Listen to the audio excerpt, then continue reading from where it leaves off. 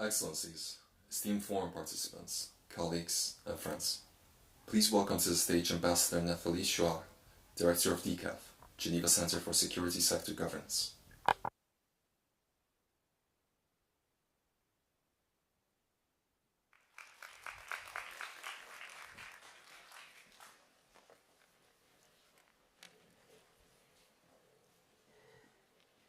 Excellent. Hi. Excellent. Okay, good afternoon, everyone. As you heard, my name is Nathalie Chouard, and I'm the director of the Geneva Center for Security Sector Governance. And I'm very honored and thrilled to be with you this afternoon and with our four amazing panelists. We have the immense responsibility to bring the forum to a close, or almost, come up with concrete solutions, and keep us all hopeful. So now the title of the final panel is Intersecting Crises, Join Up Solution. And our panel is recorded and live streamed on YouTube. So we have heard a lot since Monday about the scale and the number of challenges that our world is facing.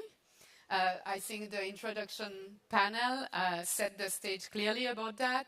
Wars, hunger, inequality, environmental crisis, and a lot of distrust at so many levels. But we also understand, and we have heard it over the last days, that if the picture at the global level is bleak, we also know that if we zoom in closer to the ground, to the regional or local level, there are lots of things to learn. And there is so much action on the ground, and they are good news. And we also know that we work better together. So now we don't want only to speak about join-up solutions, but encourage them and make them happen. So that's what we are aiming at with our esteemed panelists.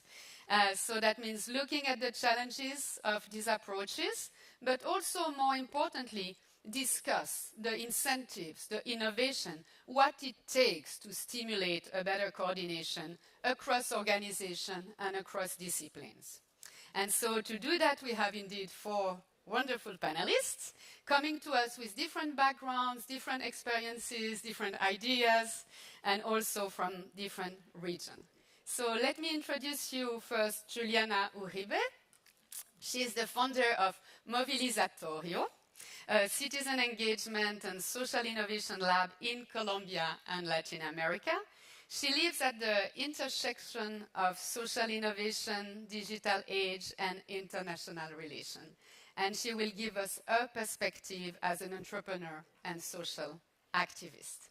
Then we have Meli Caballero Antoni. She's a professor at the International Relations at RSIS at Nanyang Technological University in Singapore. And she has published extensively on security issues in Asia Pacific, on human security and non-traditional security. She will bring us her views from Asia on these converging crises, also including climate. We have then Sanam Naragi Anderlini.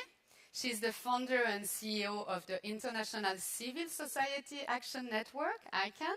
She has worked globally on conflict, crisis, violent extremism, and peace building. And she's one of the drafters of Resolution 1325 on women, peace, and security, and will bring us this perspective, but not only. And finally, we have Yero Balde. He has made most of his career at the African Development Bank and is currently the Director of Transition States Coordination Office of the bank.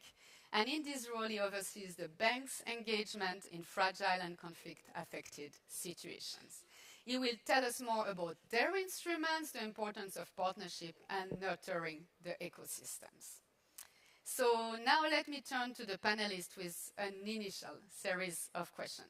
We will look first at the situation today, the nature of this polycrisis, how they are reinforcing each other, and where we fall short in our approach or in our response. In brief, what do we need to change?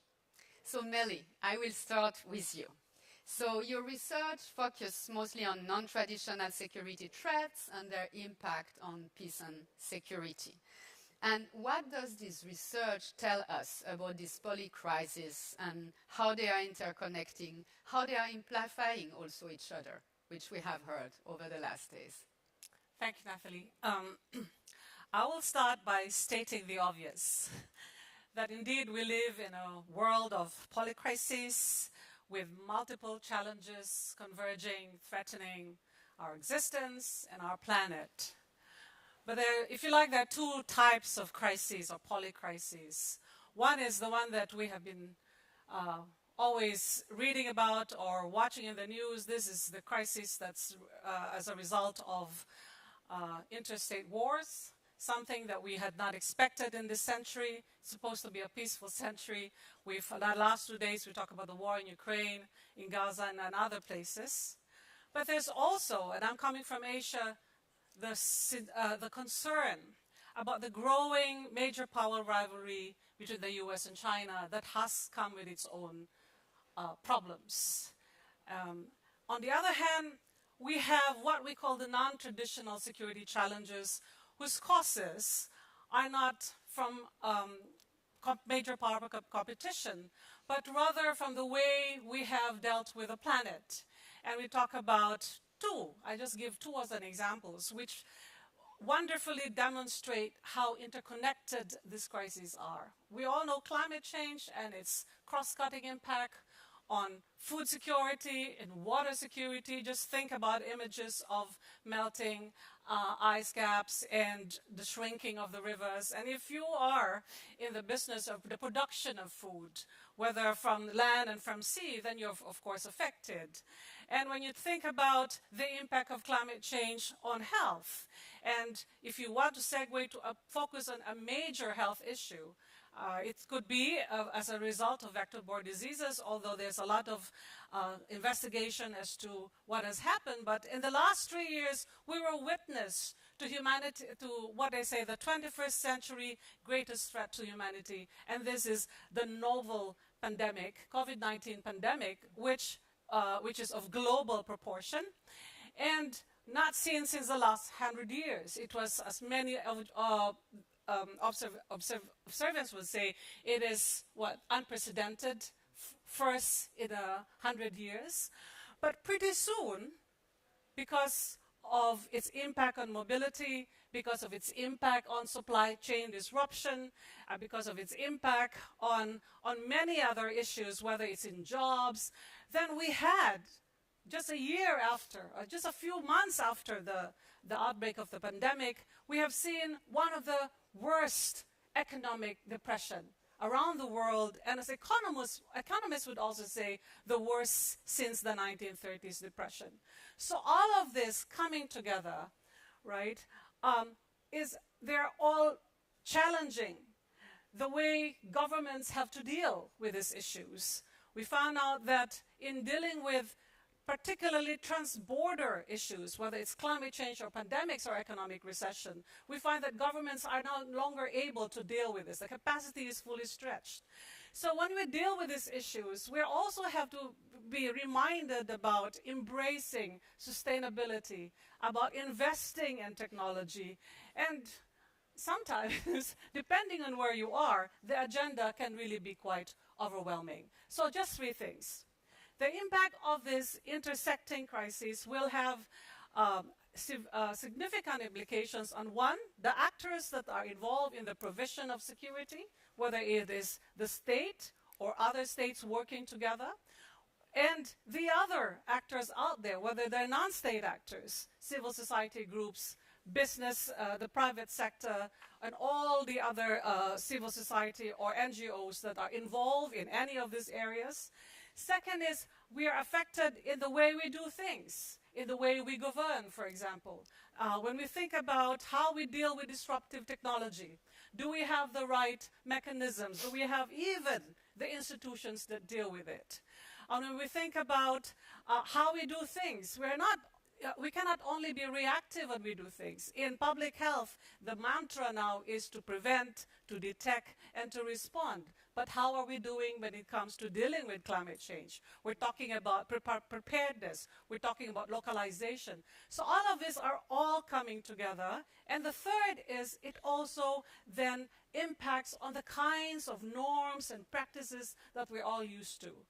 It's very hard to move and to get a certain innovation or advances when states still think, you know, in a more, I should say, for the lack of word, anarchic way, when sovereignty and non-interference are the norms of the day. How then can you address problems of humanity that are intersecting? So I'll stop there. Thank you. Thank you very much, Melly. I think you brought back COVID-19 to us, but I think it was so much of an example of how it can affect us, and I think a great understanding regarding that. You spoke about the impact on the actors and the impact on how you can do things, but I also understand from what you say that therefore we are not really in a position to address these vulnerabilities, right? Because we have somehow a kind of restricted approach to things. Well, restricted in the sense that we are finding it hard to move beyond our comfort zone. I mean, I hate to use the word silos. It's a much abused term. But it's really trying to be able to do what else it is that is different from what we are normally doing. Think about public health, for example. In one of our research, when we were trying to understand how best we can help our region, Southeast Asia, East Asia, because as you know, much of the origins of infectious diseases are coming from the region, right? So it's not just, you know, the medical authorities or the medical community coming together to say, how can we, for example, introduce this whole thing about disease surveillance, right? But it behooves on people like us, social scientists, to then say, how can we help? And when we approach scientists trying to understand and speak the language, there's actually pushback because the impression is, what is a social scientist doing in the area of public health? So it's not just the siloed part of it. It's really the kind of, you know, if you're used to doing things this way and there's something new, you find it hard to adapt. And I think adaptation is not just a process. It's not just something that you talk about when you think of climate change, right? It is also the way, you know, when it affects the way you do things, when it affects your territory, if you like, or if it affects certain norms that you're used to. It's more than just the silo issue. It's not just territoriality, but it's really more than that. And as the world changes, how fast can we actually cope with these changes? Yeah, the rapidity of the changes, I think we will get back to that as well. So Sanam, I will then move to you because, I mean, we said it changed the way people react to crises, right? But it changed also the impact, and there is a different impact on the ground. And you are working with these people. You see what's happening on the ground, and you see how it impacts also people differently, right? And for instance, women and girls. But there are also so many commitments, and we spoke a bit about that yesterday when it comes to women, peace and security, but also when it comes to the nexus, right? The humanitarian development peace nexus. And we also know that we are not where we should be in terms of the implementation of our commitments, and that there is quite a lot. So how can we really be there, get there, translate our commitment into practice? And I want also to know, when it works, why does that work? And if it falls short, why it does fall short? Thank you. Thank you for having me. I'm going to put it on the table here. We are sitting here talking about peace and development, where right now in Rafah, the most horrific assault is happening. And of course, those of us in this room, we think about Rafah, then we think about Sudan, and we think about all the other places. And coming to your commitments, the first commitment of the entire UN system is to prevent the scourge of war for future generations. And they failed. The Security Council, the UN Security Council, is the unsecurity council because every single member of the P5 is involved in perpetrating some horrific violence somewhere, either through the sale of weapons or through direct involvement, whether it's in Gaza or Myanmar or Ukraine and elsewhere. So that's a reality we have to just acknowledge. It's a really uncomfortable reality, but it's a reality because we're living in a state of what I call a geopolitical tsunami. Everything is up in the air. You know, I mean, we you know, with dark humor, we laugh at the fact that the Houthis are doing what, you know, something good for Gaza. I mean, it's absurd. There are no good guys in the room anymore, right? Everybody is somehow implicated. And yet, if we had to redo multilateralism and if we had to redo what commitments we have to each other, we would still come up with a multilateral institution, we would still come up with the UN Declaration of Human Rights, and we would still come up with the kinds of resolutions that are in the Women, Peace and Security Agenda or the Youth, Peace and Security Agenda, not because they came from enlightened Western countries. If anybody thinks that the WPS agenda came from our lovely Nordic friends or our Canadian friends or the UK or the Americans, let me disabuse you of that. It did not. It came from women in war zones back in the 1990s. We had massive consultations from women in Sierra Leone and in Liberia and in Guatemala and in all the and in Israel, Palestine, and so forth. All these places where we were seeing already the targeting of women, for example, for sexual violence in places like Bosnia and also Rwanda, but also women stepping up and saying, we've had enough and we want to do things differently. And that was Israel-Palestine. They came up with some of the most innovative peace issues, inclusive peace process issues, Northern Ireland, etc. So this agenda comes from the ground up. That's really important. It would exist if it didn't exist. We would have to recreate it. Now, where are we right now? What we're seeing at ICANN, we have a network of local, independent, women-led peace-building organizations in 42 countries. These are our partners. What I'm seeing, and with COVID and so forth, we saw this repeatedly, is that there is a separation of power from responsibility. The powerful are doing whatever they want to do. They start the wars, they initiate the wars, they initiate peace processes that you can tell from a mile away are about to fail. And the results, in terms of the impact on local communities and children and young men and women and the elderly, lands on local actors who pick up the pieces, who choose to run to solve the problem. So what I'm seeing is that when we think about the responsibility to protect agenda, which no one talks about anymore, it's actually the women who are taking on the responsibility to protect. It's women who are mediating and negotiating with armed groups, with trying to get humanitarian passage. And I have partners in my network who were teachers, who were poets, who were social workers. When the conflict came, they stood up and they responded. And we have people who've lost their children, and they're responding, right? So they're risking their lives, not just for themselves, but for their entire community. And this is the second thing about this agenda, which I think is really important to point out. Women peace builders are not saying we want to be at the peace table or we want to be involved in these processes for peace for women. They're saying we want peace for everybody. They are working with young men. They're working with the elders. They are there for their communities. And yet, we are stuck in this kind of weird Groundhog Day of every year, 24 years in a row, somebody says, what's the evidence of women doing something? We have more evidence than can fill this room. Why should we? Oh, it's cultural that the women are excluded.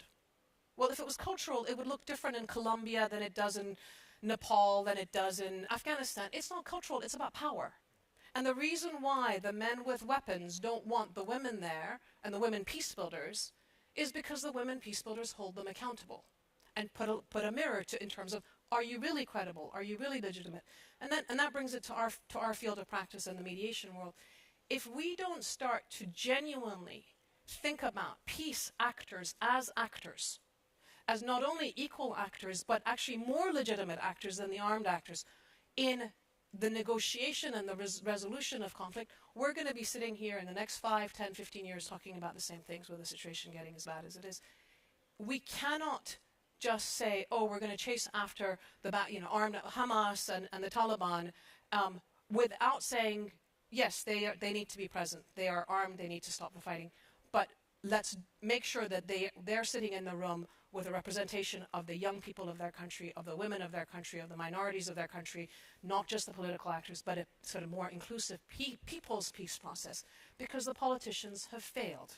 They have failed, whether internationally or nationally, and our diplomacy has failed. We need massive reform in diplomacy to change how we deal with these wars. And this agenda gives us a lot of these answers, but it's just not being practiced in the way that it should be. Thank you, Sanam. I think very clear call for what needs to change and already kind of solution to bring to the next step. And also for bringing, so for me, in a moving manner, what it means really for the people on the ground, and also what the power of the people on the ground when they want to get change can realize, and reminding us of where it comes from. I will come back to the solution at a later stage. But Juliana, now you are also working somehow on the ground, and your organization work in peace building and development. You put really the people at the center of your approach, their agenda, their participation, and you were very clear about the inclusivity and the need for having inclusive peace processes. So you take really an holistic approach to that, and an holistic approach that is grounded in reality. So what does this approach bring, and what are the obstacles when it comes also to taking such a road? Sure. Let me start by sharing a story of how we got to a holistic approach. And it was when the peace agreement was signed in Colombia, and we started a movement that was connecting many of the change makers, the leaders, the peace builders on the ground from the youth. And we started visiting the regions, talking to them, and we also built a crowdfunding and sourcing platform for peace, where we asked all of them, what does peace mean for you? And this was in a moment in which 300 pages of legal text from the peace agreement had been published after many years of negotiations. And everyone, the media, was talking about the content of the peace agreement.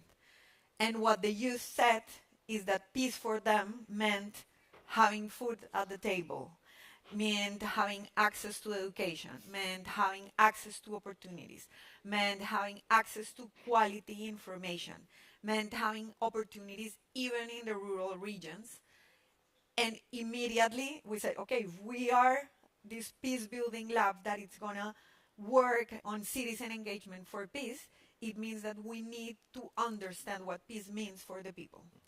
And I would start by saying that the first challenge is that it's very hard for many of our partners to understand the holistic approach, because people sometimes ask you, why don't you just approach very deeply the climate issue, or approach very deeply the management of violence at home?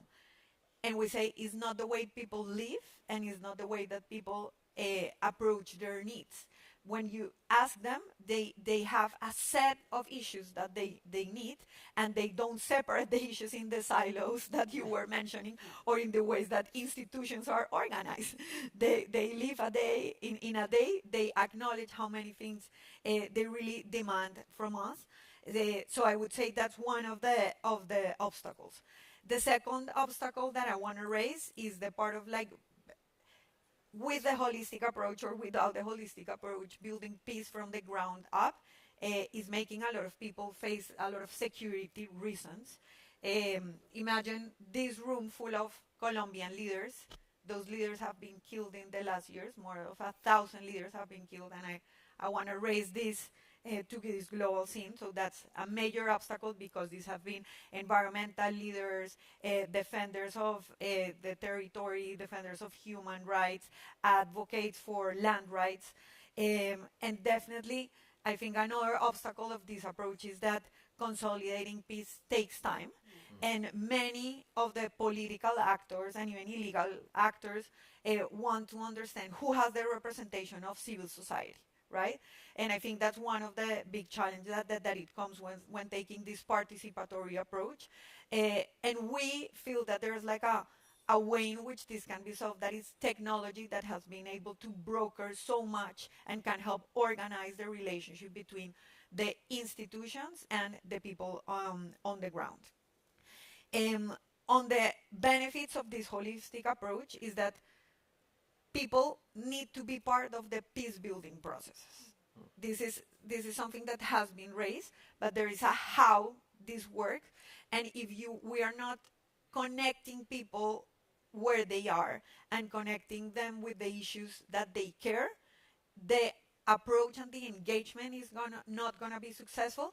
But more importantly, all the time, all the resources that we spend on the peace negotiations will be lost, because peace does not sustain when people are not at the center and when people have not been involved from early on. So for prevention of future conflicts and for prevention for illegal groups to come and fill the voids that sometimes are there after the peace negotiations, it is key to continue with this comprehensive approach, and what we're trying to design is to build more like territorial solutions that include the different aspects of it, that are built with the input of the people, that include different stakeholders since the beginning. And of course, the challenge of coordination is huge. Sometimes it moves much slower than you want, but when you really advance, that advancement is sustainable in time.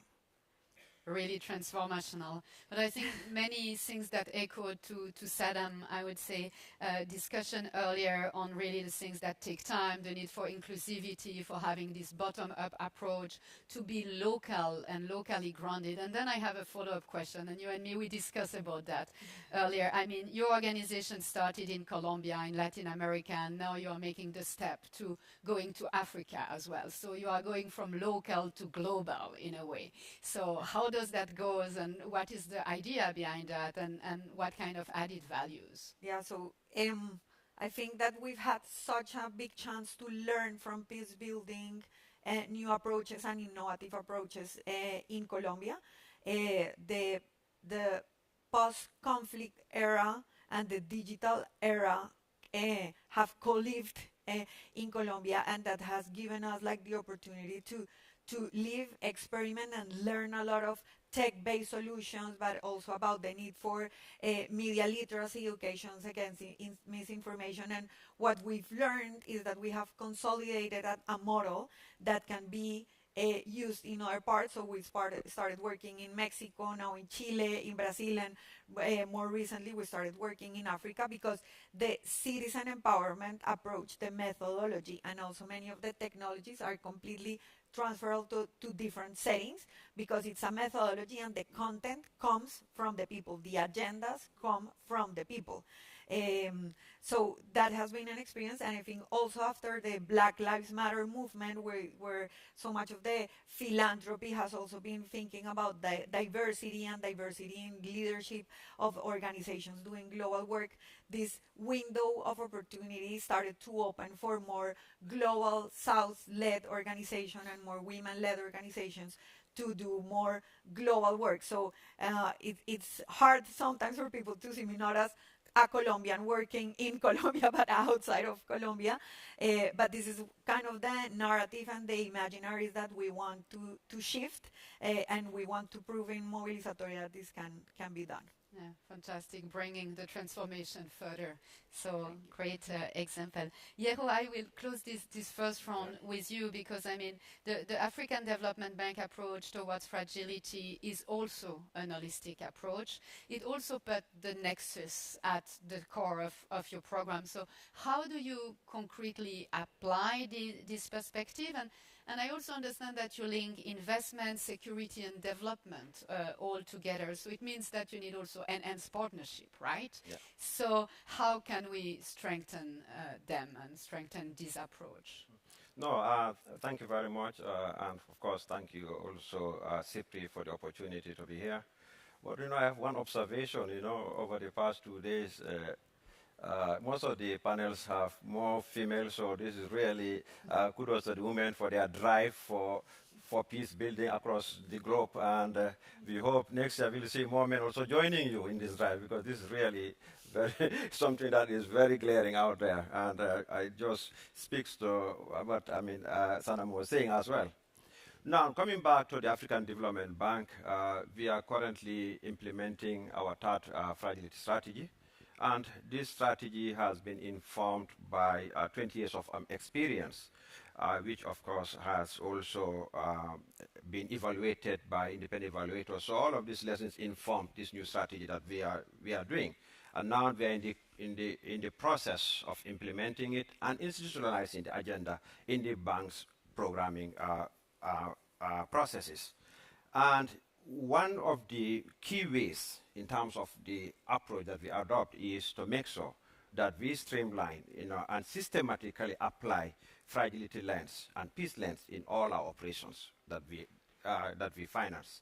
That means what? It means really improving our knowledge of what are the peace levers, improving our knowledge in terms of what are the drivers of fragility, so that our choice of intervention areas and the design of those operations respond to those drivers of fragility, but more importantly, to identify the source of resilience which we need to build to help us prevent these conflicts in the first place. Then that is also complemented with our other analysis that we do, especially looking at, some of the other ecosystem, areas like gender, which, Sanam was talking about.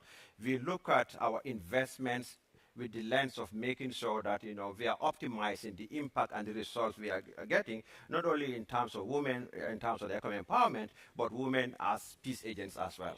We also look at the other driver, because when Melly came in, she talked about the multidimensionality of the, the challenges that we face. And then one of them is, climate change, the most obvious one.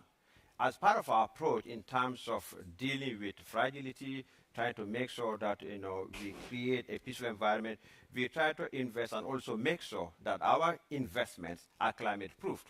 We also make sure that the investments we make are about, over 40% of them, are of renewable energy, and that means that ensuring compliance with the Paris Agreement as well. Beyond all these things also is for us to make sure that our investments do no harm. But we go beyond do no harm. We have the intention to do good. That means that because we believe that to get peace, the intention has to be there from the onset. The investments you design have to get that intention from the beginning, and that is where we also, put a lot of emphasis in that streamlining process. And this is mandatory for all our operations that go to the board. All our, operations, we have to go through that. There is no, project, especially the ones that are, our sovereign operations. None of them will be approved by our board without us being, indicating whether they are actually fragility sensitive, they are peace sensitive, and of course they do no harm and have the intention of doing good. That is a fundamental principle which has helped us in terms of making sure that we make headway in how our investments are achieving peace outcomes on the ground. But the other thing also is to make sure that we stay engaged and then and be ready for the long haul, knowing that this is a long-term process. We make sure that we streamline our business processes. What that means is that we have to introduce some flexibilities that allow us to work with non-state actors where necessary. Because sometimes, the state could be a stumbling block. You have to be innovative to allow you to work with them, by coming up and supporting local solutions that are that can bring about the change that you want. And in doing that, what we've done over the years is really to look at, be bold enough in improving some of our policies. Like in our procurement policies, we have what we call fiduciary principle agreements signed with most of the UN agencies. We are now expanding this to even include international non-governmental organizations like ICRC, which allows us to work in active conflict situations, but also gives us the flexibility to go in areas where traditionally you will not see a development finance institution, going into in terms of trying to address the root causes of the conflicts that we see in these communities. And a typical example would be the work that we did with ICRC in the Sahel, in conflict zones. And it was dedicated towards really addressing the needs of women, but more importantly, how do we enhance the capacity of these women so that they can be peace agents in those active conflicts? And we're already seeing peace dividends coming out from that investment. So we want to do more of that, and that is why we are now trying to sign an operational framework agreement with the ICRC. In all this, what is coming out very clearly is that we need to be community-centric. And I think Juliana mentioned this, where we have to be people-centered. And this is becoming something that we do in all our investments, even our infrastructure investments. It's not about the road that you build, it's more about how much social capital you are building in your intervention zones, how much social cohesion you are building in your intervention zone. Now, on the second part of your question, which is about the partnerships we are building, we are able to do all this because of the strategic partnerships that we have built. We build these partnerships across knowledge, across the main intervention areas, but also with the civil society and the private sector. Just this afternoon, we are going to sign another MF of understanding with CIPRI because we need evidence-based data to inform our programming. Fantastic. We will come to the evidence base as well, and I have a couple of questions on the timing as well. But I think you were very clear about like the social resilience, and I think you also spoke about that being grounded in the society in which we work. The do no harm, I think, is also absolutely fundamental, because if we speak about partnership, I mean, what does that mean for our partners? In what do we engage them? And people-centered security. So I think it was quite clear during this first round that we see the importance of contextualization, taking account the local knowledge, taking account research and serious research. Mainly, I will get back to that because we need strong kind of data baseline to start the work that we are doing and the local the local culture. Sorry, I lost my voice. And and be willing really to embrace this ecosystem and be more community-centric. So now we know what we have to do, right? And we've been discussing quite a lot about that. So let's focus on the incentives or on the evidence, or how does that work? What are the good practices when it comes to that? And also what we can scale up, because I think that's an important part, is what kind of model can we continue and build up on that. Sanam, we will try to do a second round a little bit shorter than the first one, but we are indeed navigating this changing world, and we need new policy approaches. So what kind of incentive do we really need to encourage this cooperation between us? And not only that we work together, but that we work effectively together for the benefit of the people that we are working with. And that's across discipline, organization. So how do we concurrently can get there? Complicated issues. So number one, who is the we? We have to be very clear about that. I sit in civil society at an international level. I have counterparts at the international NGO context, and we need to have difficult conversations with each other, because my approach to ecosystem actually isn't about scaling up, it's about scaling across. I really believe that we need to have multiple local organizations that have come about themselves, not that I go and open an office and hire people, but it's genuinely people who've chosen or identifying what I call, it's like talent spotting, the people that have already chosen to risk their lives or commit their lives to their communities, connecting them to each other and to the world beyond and horizontally across countries and so forth, and complementing each other. So it's not a binary of, oh, we used to do international, now let's do localization and destroy the international structures. It's really understanding what is the role of an international NGO, like the one that I founded and run. What is the role of a UN agency? What is the role of the bank? What are the comparative advantages that we all bring? We've been saying for a long time that we need to talk to the private sector in a constructive way about why peace is of value to them, for example, right? Well, we all know if a bomb goes up, your tourism industry is shot, it's gone. Your insurance goes up, but where is the space for us to have a practical conversation? It could be at the African Development Bank, it could be the World Bank, it could be the UN.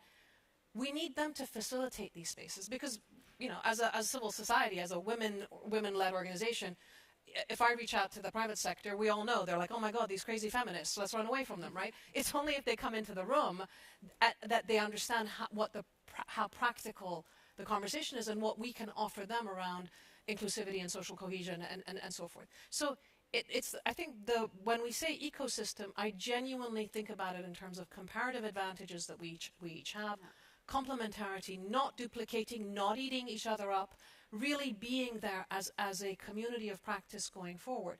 That's one thing. The second thing that I think we are really missing in our community and this goes back to Lederach's work, is that when we think about change, you know, there's personal awareness that causes change of behavior. There's relational issues that can bring about change, which is a lot of what peace building is involved with. There's a policy in world that we've done plenty of work in. The one gap that we have is actually reaching out to the public, to the culture, culturally. In the public domain, we don't exist. If we existed, there'd be at least 3 protesters outside, right? We are kind of invisible.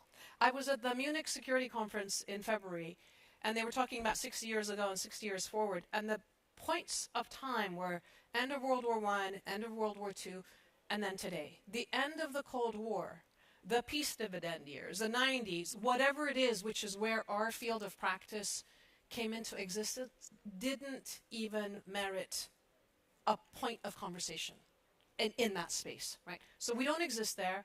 We're not in the public imagination. We're not in the cultural space. And we need to be. And I can tell you in the years that I've done this work, if I said I was working with women in war zones 10 years ago, people would look at me and say, what do you work on, I don't know, child trafficking, that kind of thing. Now when I say it, they're like, oh, that's really cool. And what we've seen is that by putting some of our messages on TikTok, so it's this new generation and the tech question, there is a huge thirst and interest from the public now because they're seeing the problems of the world, right? They want solutions. Our community has ideas. We have solutions. We have nuance. We have humanity in the way we think about it. We need to be brave. We need to be bold. We need to go out there and say these things. And we also need to make sure that we are using the one advantage, the one unique advantage that we have that the protesters out there don't, which is we have access to governments. We can be inside the rooms and have the difficult conversations. And we really need to be doing that. Otherwise, our field of practice is going to just be kind of navel-gazing and becoming so limited in terms of technocratic work that we lose perspective of the bigger picture. But I think the moment of opportunity right now is that the world is looking for solutions, and we actually have a lot of really cool things and a lot of inspirational ideas. So let's get out there and have solidarity with each other when we put the messages out there. Really, really kind of think about it in terms of a choir. Yeah, I think the solidarity and the complementarity being really fundamental and really having these comparative advantages and using what you can use in terms of the access. You spoke about boldness. And I mean, I wanted to get to you, Daniero. The African Bank advocates for the need to integrate the coherent and innovative financing approach in policy development and in intervention. Your president also, I read recently, called indeed for new approaches that are bold and faster. And I think we discussed about the time earlier. It takes time to design, to build programming, to get this bottom-up approach. At the same time, we want rapid responses. So, and I want a rapid response as well. But how can we marry all that? Okay, now let me start from what, a statement that Melly made at the beginning. She said, we have to move out of our comfort zones. And that's the reality when you work in this in this domain. Because business as usual will not cut it. We really have to work differently. And that means is we have to be innovative in our engagement, innovative in the way we, act as well. So for the bank, we believe that it starts from really knowing that we have to invest more in prevention. This is this. Because invest more in with prevention, with a focus on some of the levers for peace. Invest more in gender. Invest more in climate change. Open up the space for private sector. Things like that. But we also know that we really have to innovate even in the financial instruments that we use. And that means that be ready to provide financing even at subnational level, provide financing at local level where the solutions are. But also, knowing that development finance in itself is really reducing, you have to innovate to be able to access resources in the capital markets that is ready to be invested for peace outcomes. Even in the way resources are allocated for this agenda, we need to look into it. Now, the main resource allocation mechanisms for most of the development banks is performance-based. You perform well, we give you more.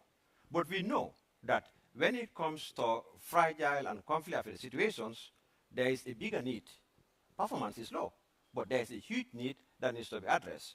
So how do we make sure that we bring in vulnerability indicators in that resource allocation mechanism? How do we make sure that also we have special purpose vehicles that are created to address these things? In the case of the bank, we create what we call the Transition Support Facility that has really invested over $6 billion in terms of really systematically addressing drivers of fragility, but also building resilience in most of our member countries over the years. And I think we need to see more of that. But Catherine, another dimension which we've not really done much on in terms of addressing, in terms of building peace, is how do we catalyze the private sector? There's a lot of money there. We need to find innovative ways of going out there and get them involved, knowing that without peace, there's no development, and without development, there'll be no peace. So that nexus has to be out there. And I think when our president talked about being bolder, it's about that. Look at most of our own regional member countries. The CPRI data will tell you that military expenditure is increasing. What that means is that there is a serious trade-off effect in terms of development finance. Most of our countries are financing less on development finance because security is a prerequisite. So as a result, they are investing in things that need to be invested on. So as development finance institutions, we really need to be bolder and start coming up with instruments that will allow you to invest in terms of protecting your assets, protecting the security, and investments in our regional member countries. That requires boldness, because you want to do it as, oh, you are going into military expenditure, oh, you are going beyond your mandate. But we need to be more innovative. Faster, yes. The crises are happening fast. To be fast, you need to be responsive. And that is why, as a bank, we introduced a crisis response facility. But the reality is, and where I think our investment and our focus should be, is on prevention. Let us invest so that we don't even have to respond in the first place. So I think, yes, our president is very clear in terms of the boldness required, in terms of the speed at which we have to do. And if you look at in the context of Africa, that is why when he came and took over the mantle of the African Development Bank, he came with what we call high fives. Yeah. The whole idea behind the high fives was, how do we accelerate development in Africa? Realizing that there's a strong nexus between security, investment, growth, and development. We need to address all at the same time in a bold and faster way. Yeah, quite a challenge, huh? Yeah. But I think we know the recipe. We've been discussing about that also yesterday, right? That sometimes you have the impression that you should address everything at the same time, right? And that can be a bit daunting, but with clear instrument, we are also able to find a way. And I think clear impact and result also, that you can show that what you make is exactly making a difference.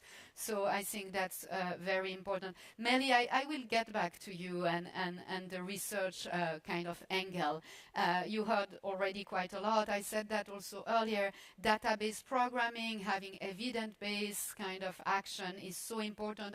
And we speak also always about this gap between the knowledge and the practice. And also, many of the colleagues have said that earlier. It goes so fast now, right? And I mean, you have to catch up kind of with the situation. Our dreams, and our, being we, perhaps generally, but our dream is still what works well, right? How can we understand really better what works well? How can we assess what is effective implementation, what is impact? Well, that is the role. That is the role of. Can you? Super. Yes. Yeah. That's the role of universities and researchers. The role to be able to, to process things, process information, and see what works. But we don't stop there. The role is to go outside the ivory tower and actually make our research be impactful. It is when you're able to establish impact that you will also get the stakeholders to come and approach you. I'm speaking from the experience of Southeast Asia, where, because there are not as many think tanks as you can find in other places, the governments, knowing that their capacity is fully stretched, actually engage with all of these think tanks to help them think through policies because it's very important when you talk about how to shape, how to respond to issues, and you need to know what works. So evidence-based is very important.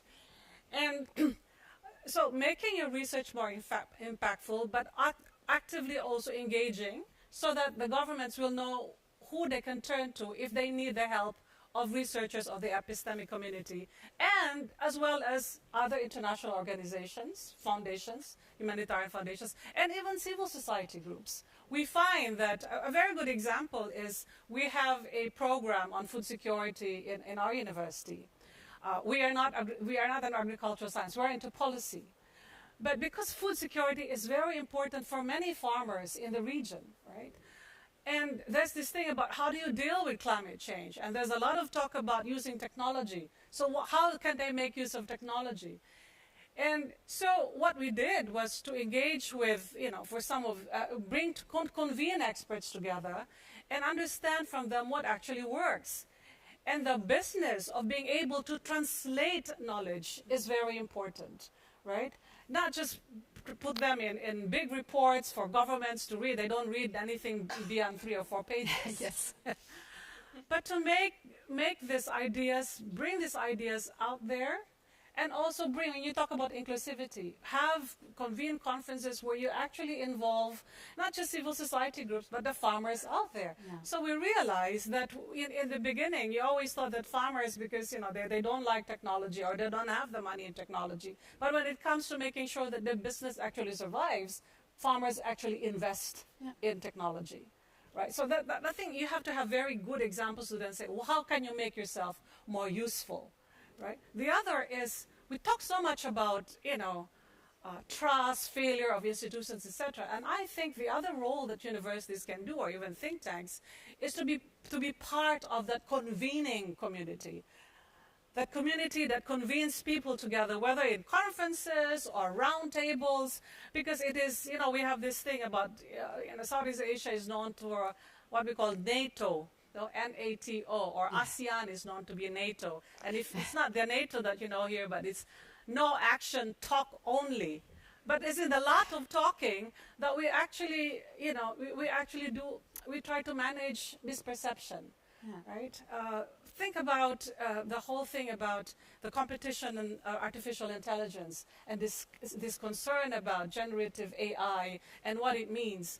And in our conversations, we're bringing your experts together, you're able to then appreciate what is the positive side of AI, that is actually an enabler, and how you can actually keep your societies abreast and equipped to deal with the advances in technology. And when you talk about peace and development, the very foundation, at least the very philosophy of security in Southeast Asia, is that economic development is the one that ensures political stability.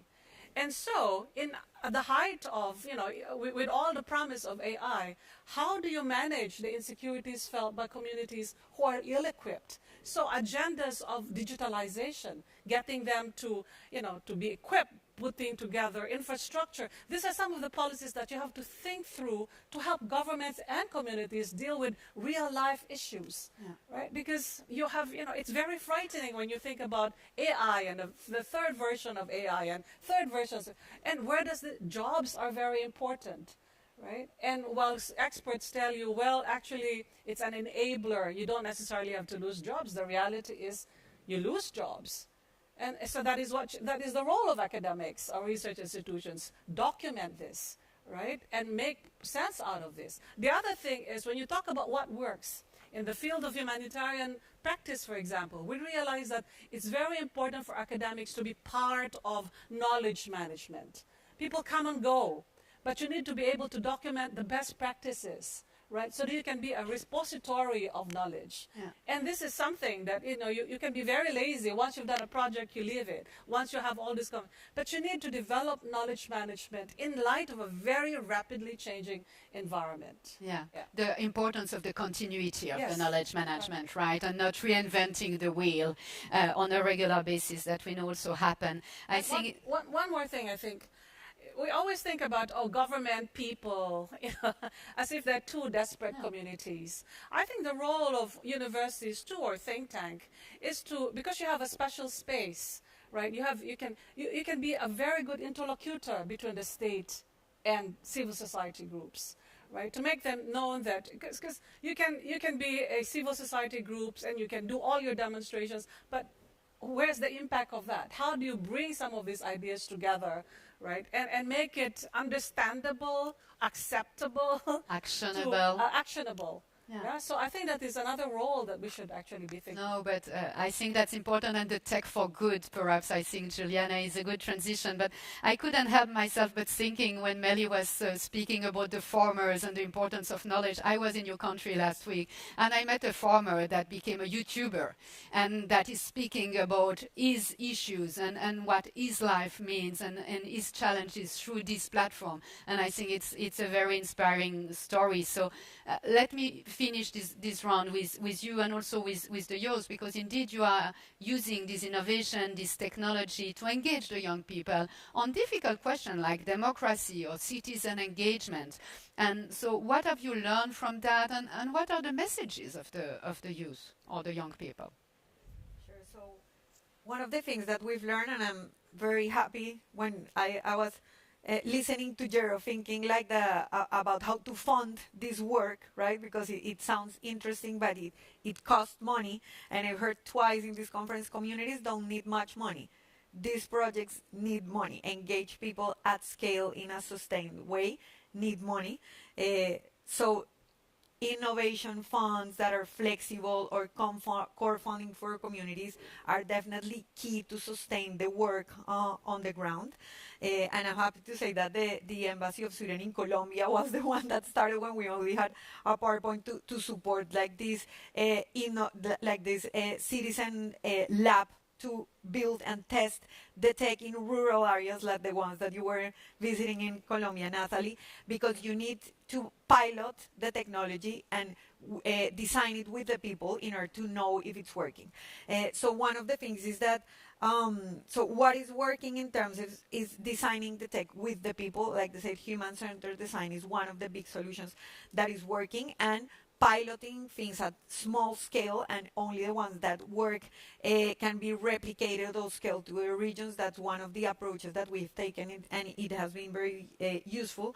The second one is that sometimes it's easy to use the tech that already everyone has on their phones, like the WhatsApp, to organize, to connect people and reaching people where they are. Not even like building new things is one of the easy ways in which you can connect with people.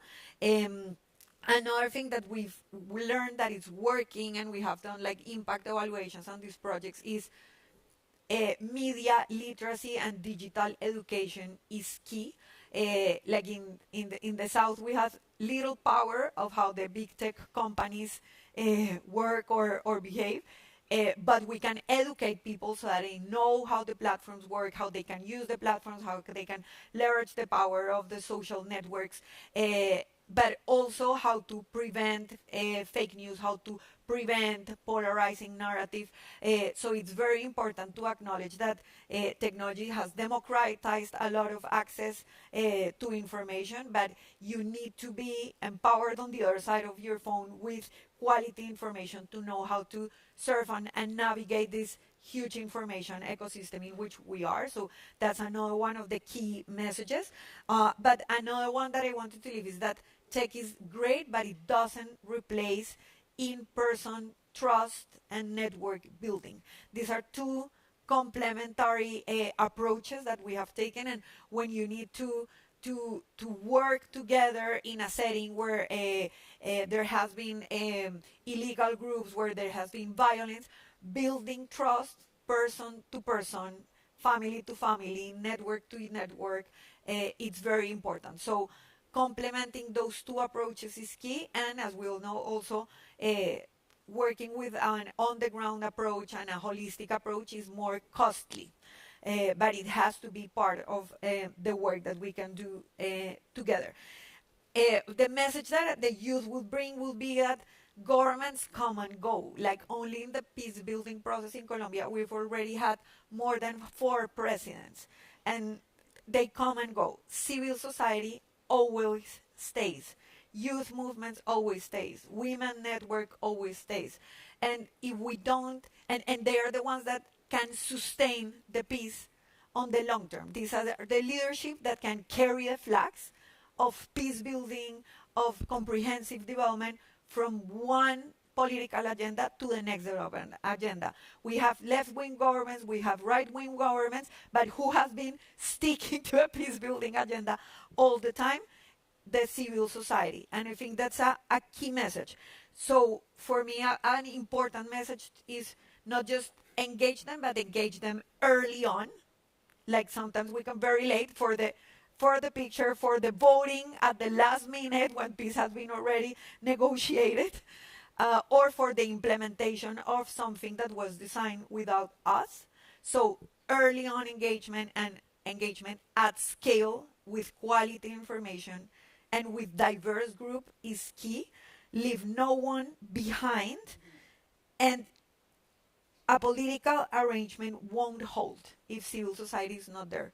So remember, all the effort, all the investment, all the political will won't hold. A new government will come, and really the groups on the ground are the ones who are gonna not just hold the political agreement together, but implement the peace in the long term.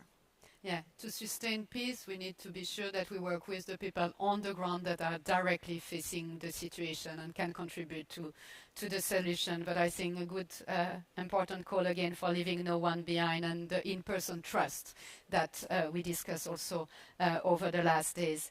We arrive at the end already of our panel. The time is flying, and that's indeed the last round. That's also the last panel of the Stockholm Forum 2024.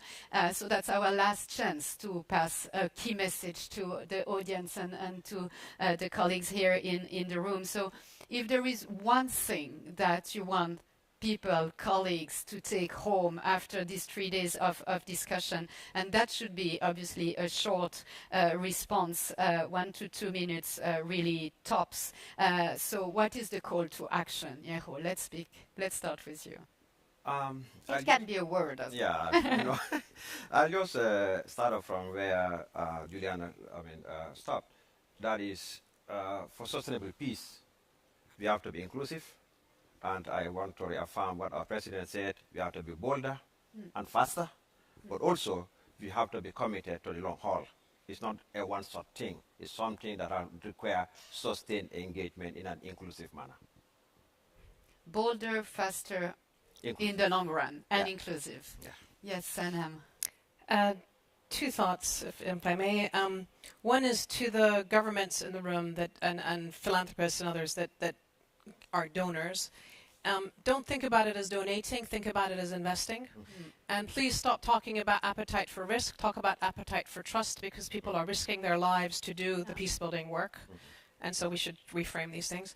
And then the other side of this, and again, we're living in the context of Europe and North America and so forth, we have to talk about militarism and the money that's going there, because you cannot be pro-war and anti-refugee. Right? If you don't want refugees and people fleeing and coming to your borders, which is right now the big discussion in Europe and in America and the rise of the right wing, well, let's think about how we support peace and democracy and so forth in other places. And so that holistic approach needs to be brought into the picture. Foreign policy is domestic foreign policy is foreign. So that's something. And I think in our own community, we need to be thinking about messaging around this. In the UK a couple of years ago, they announced 14 new nuclear warheads at £10 billion, and they were going to slash development assistance. Okay, now 14 new nuclear warheads. We know that they're only useful if they remain entirely useless. Right? One of them fired off, and we're all dead. Right? So they're completely useless. So do we need 40? Could it be 20? Couldn't half of that money go for development at home and abroad? Right? Do we really need to be thinking about, $2 trillion of military expenditure at the cost of all these other things? I think we need to be creative, and we need to, again, be bold and brave and face our own governments back home. And that's the message of localization to those of us who are based in the US or the UK or Europe right now. Localization is talking to our own governments. Yeah, advocacy towards these issues, and also bringing up the paradox, right, of some of the thinking and some of the approaches. Melly, your call to action? There's a lot of agenda out there. There's a lot of expectation about what should happen and what shouldn't happen. Again, if I could just talk from our own context, when crises like COVID-19 happened, and when we realized that some international institutions could not cope, forget about the criticism of not being fit for purpose, and when we realized that global leadership was missing because either one abdicated or there was competition, you just have to lean on yourselves. And I think when you deal with issues of peace and security, the ability to exercise agency and not having to be reliant on many things, right? I think that's very important. We have this term in our region about resilience from within. And being able to have that resilience from within helps the community at large. So when you develop that resilience from within, you help the community at large, and that is when you can talk about things like solidarity, right? Because it's always good to have all these big slogans of you have to do this, you have to do that. But if the agency is missing, then I think we have to also think about what we can actually do for ourselves. Yeah. Thank you, Melly. The biggest changes that we've seen in our societies have come from when people organize and mobilize in a sustained way. And I think this is the moment in history in which we need to massively organize and mobilize for peace. So my big call to action will be to do that and deliver. We need to deliver something to the world right now because we are at the risk of a massive disillusionment of all the youth right now who are watching us.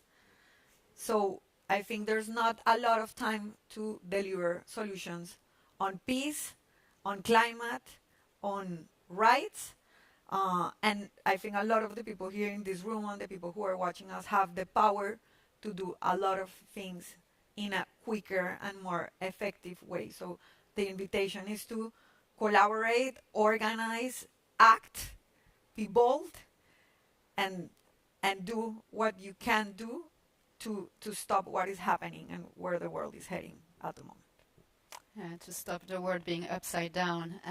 No, thanks a lot for all of that. I think that the challenges are pretty clear, right? And the risk also that we have in this situation. But I think what I take very much from this panel is being out of your comfort zone, right? The boldness that it requires. But with the boldness goes also the need and the willingness to adapt, right? To new situation. I think also that's been said a lot about the solution come from the ground, this kind of bottom-up approach, be grounded in the reality, people staying where they are, people mobilizing for what they do believe in. But also the engaging early has been a clear call. I think not only engaging early on situation, but engaging early on people, right? Giving them the space. And this co-design is really crucial to be sure that we have this piloting this design with the people. At the same time, it takes time. And I mean, we have also to be humble when it comes to that. But we have to deliver, and we have to deliver quick, provided that we want to move ahead and to be sure that we can really make an impact on the ground. But for that, we have plenty of instruments, I think. You have been mentioning that during the panel that can make a difference, and also how technology for good is important. But perhaps in this panel, I think I wonder if what we need, or not only in this panel, but what we need in going home is not only a new approach, it's really a new mindset somehow that we need, because it's not about our expertise at the end, but really people putting people at the center of the equation, and being there and listen and support and take these voices and give them convening place, right, for these voices to do that. But I'm really convinced that we can do that. I'm convinced that we have more tool in our toolbox after these 3 days, after this panel. So I really want to take the chance to thank you all, the panelists here this afternoon. I mean, I had an immense pleasure to be with you and to hear from your perspective.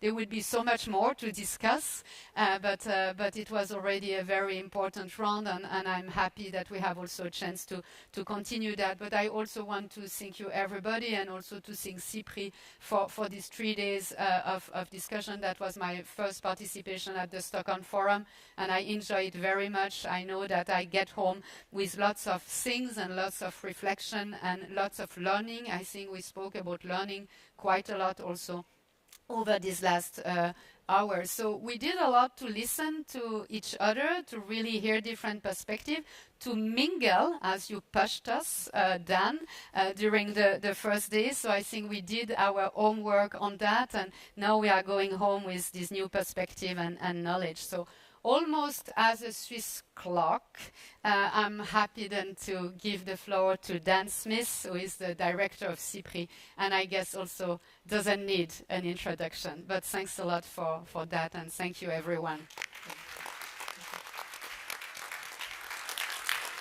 Thank you, Natalie, and thank you to the panel. It was really great. I think you could understand from the discussion in the panel, you could see the arc of the forum as we had thought about it and discussed with the many partner organizations who are actually responsible for putting on the panels and the sessions during the time. The arc going from thinking first about the problem, unpicking that problem, getting into the detail, and then seeing from that the ways through. And I think that, I think there really have been some great discussions. I was pushing you to the mingle, as you said. And I think those of us who've been to lots of conferences quite often say, what was really good was the networking, which we mean is everything that happened outside the conference sessions was quite a lot of fun.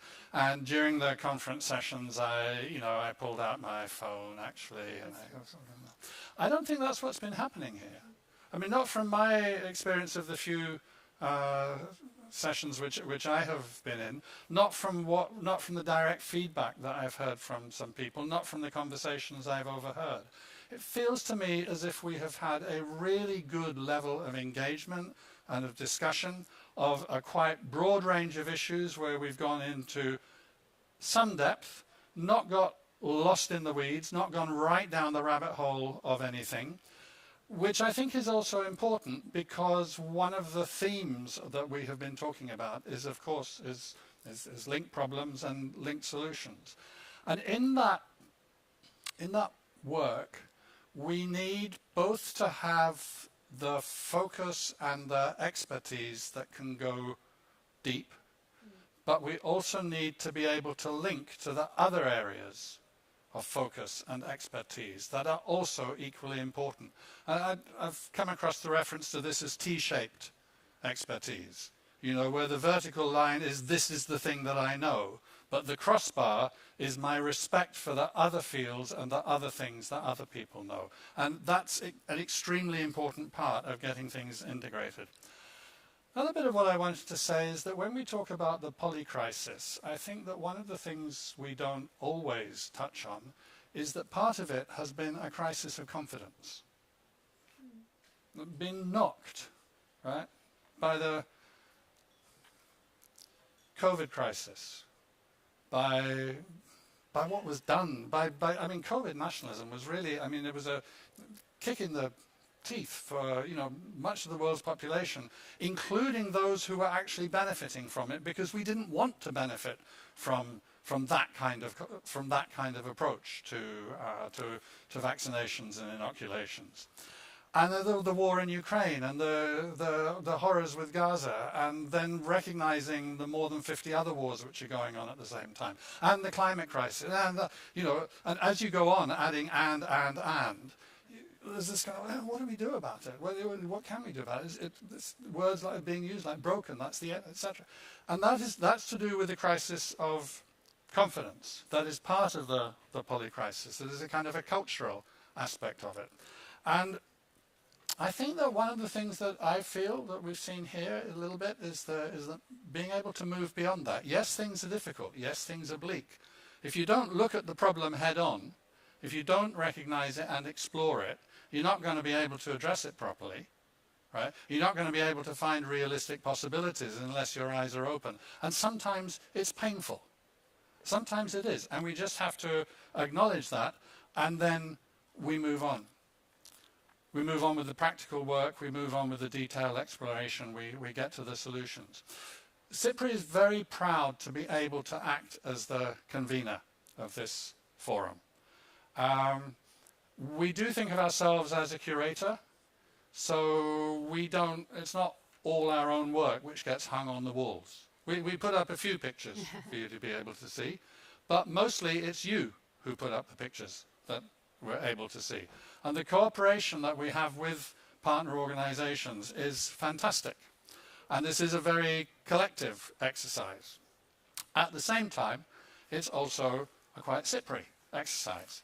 And we put a lot of effort and a lot of time into this. And I asked for a list so that I could thank the people who have been involved in this from CIPRI. Because I think that, I speak for all of you, I hope, that you also would like to thank them. But it turns out it'll take until about 3:35 this afternoon if I go through the full list. But there are the people who have been putting on the panels. There are the people who have been speaking. There are those who have been moderating. There's a team of people whom you've seen. Within that, there's a core team, and within that, there's a leadership team of the core team, of the broader team. If you bump into people and they have a kind of a CIPRI look about them, please do say thank you. Some of them you can recognize by the little badge which our Director of Communications brands us with. I have about 20 of these at home because I keep on losing them. But some people you'll just have to guess. And maybe if you thank somebody by mistake and they're not CIPRI, that's okay, because everybody deserves some gratitude for this. What is it that keeps us going when things look bleak? Yeah. I've thought about this a lot. Before I've been CIPRI now for 8.5, 9, coming up on 9 years. Before that, I was at International Alert, a peace-building organization dealing with, helping prevent, come out from, survive violent conflicts. Before that, I was 10 years at Peace Research Institute, and before that, I was doing the things that kind of got me to that research institute. So I've always been facing some of the horrors. I've always been thinking about wars and genocide and nuclear weapons use risk and what on earth can go wrong in cyberspace that I haven't already thought of. And as my staff know, in recent year and a half or so, I've been talking about my nightmares in the ecological security field, which they're very relieved that I'm not going to go into now. So what is it that keeps us going with all of this? I think the answer, I've reflected on this for a time because I'm a very slow thinker. And the answer is actually quite simple. It's people. If you think about, we talk here a lot about the importance of partnerships. We talk about inclusivity. We talk about trust. We talk about engagement and commitment and local communities. We talk about the need to rethink or a new mindset, which requires some imagination. In every one of these things that we're talking about as being very important, we're talking about people, and we're talking about relationships between people and our relationships with people. So it is all of us that keeps all of us going in this work. It's enormously important work. We've heard enough across these last 3 days, if we didn't know it already, to know how important it is. I hope we've also been learning some things about how possible it is, that there are realistic things that can be done, which will find some areas of improvement and move us forward. And then the last thing which I wanted to say to you all, apart from thank you very much, is welcome back in 2025. Thank you. Thank you. And thank you again for a fantastic closing panel. Thank you. Really great. Okay. Thank you. Thank you. Thank you so much, Catherine. Thank you. Thank you. Thank you. We should take